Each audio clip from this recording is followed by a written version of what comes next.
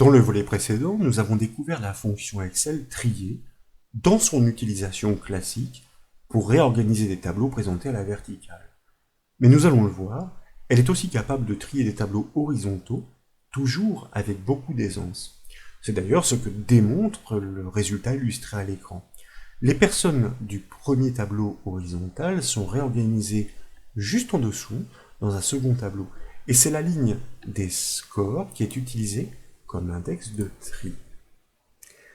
Nous proposons d'appuyer les travaux sur un classeur Excel hébergeant ce tableau horizontal. Et comme toujours, il est offert au téléchargement depuis le site bombache.fr. Nous trouvons bien un tableau horizontal entre les colonnes B et J. Les participants sont en effet énumérés dans des colonnes voisines, comme vous pouvez le voir ici. Leurs informations respectives sont listées sur les lignes du dessous.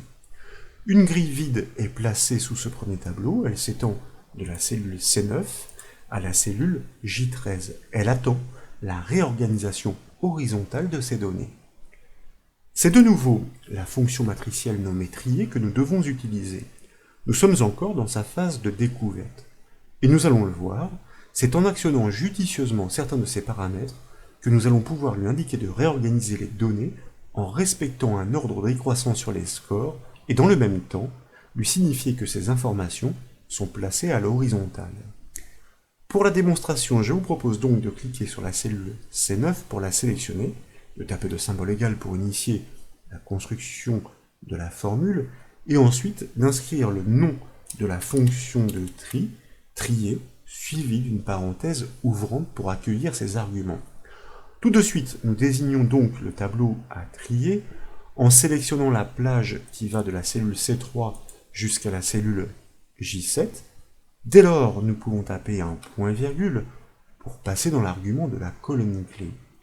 Nous l'avons dit, nous souhaitons que la réorganisation se fasse dans l'ordre décroissant sur les scores. Il s'agit de la troisième ligne de ce tableau horizontal. Donc, nous tapons le chiffre 3, suivi d'un point-virgule, et c'est ainsi que nous basculons dans l'argument de l'ordre pour ce tri. Une infobulle est là pour aider. Eh bien, en suivant ces indications, je vous propose de taper le symbole moins, suivi du chiffre 1, pour un tri décroissant sur les scores. Si nous fermions la parenthèse de la fonction trier à ce stade pour la valider dans son usage classique, tel que nous l'avons apprise, nous obtiendrions une désorganisation des informations. Pour preuve, nous fermons cette parenthèse, nous la validons par la touche Entrée, nous constatons que toutes ces données sont triées dans leurs colonnes respectives, ce qui n'a pas de sens ici, en l'occurrence avec une mauvaise interprétation sur le format de date. Nous devons faire résonner cette fonction trier à l'horizontale. C'est ce que permet d'interpréter son prochain argument. Donc, je vous propose de resélectionner la cellule C9, la première cellule pour l'organisation de ce tri, de cliquer dans sa barre de formule à la toute fin pour supprimer la parenthèse fermante, afin de taper un point-virgule pour passer dans le quatrième argument de cette fonction.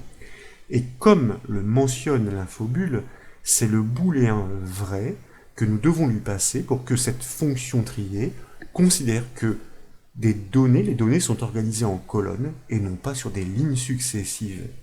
Nous tapons ce booléen, nous fermons la parenthèse de la fonction trier et nous validons simplement la formule par la touche Entrée du clavier. Et comme vous pouvez l'apprécier, tous les résultats se répondent sur les cases prévues à cet effet. Cette fois, les informations sont bien organisées horizontalement en respectant l'ordre de tri demandé sur la ligne des scores du plus grand au plus petit. Voilà donc pour ce deuxième volet sur la découverte de cette fonction trier.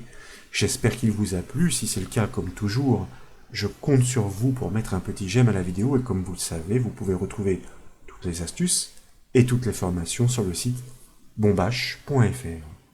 Je vous remercie.